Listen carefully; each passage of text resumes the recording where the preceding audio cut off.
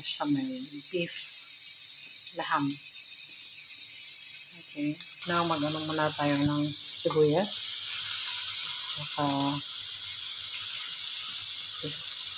butter. May pakuloan tayo ng tubig, oil, saka asin para sa ating pasta.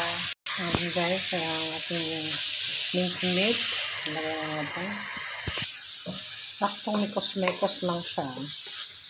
Tapos lagyan natin ng black pepper powder. Tsaka yung chili powder.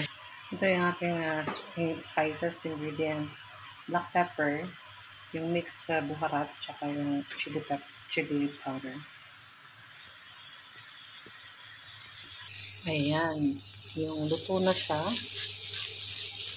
Saka natin lagay yung ating binlend na kamatis na may 2 kutsarang 2 o 3 kutsarang tomato paste kasi ano to 400 grams na pasta ang lulutuin. Dito na ang ating binlend. Dito sa kapilang pan magawa tayo ng yung kanyang sauce, yung sa bechamel. Ayan, natunaw tayo ng butter.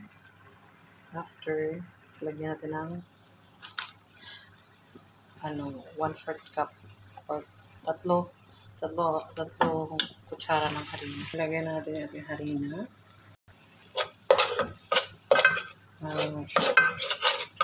Lagyan natin para ubos yung harina.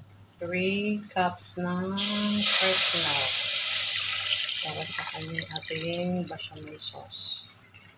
Lagyan natin ng paminta para to sa asin.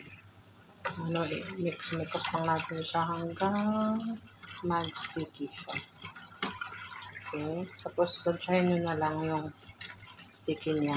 Pwede nyo siyang dagdagang gatas or water kung ano.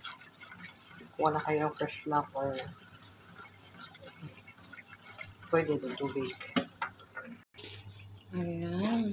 Luto na yung ating karne.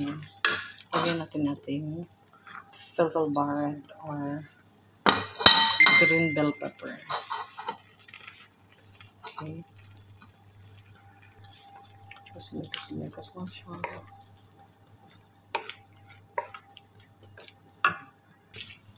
And guys, ready na din ang ating sauce, ating bechamel.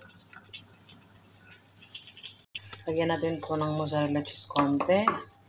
Tapos yung sauce konti. Bago natin i-mix yung ating pasta. Lagyan tayo ng mozzarella cheese. Ayan. Ayan.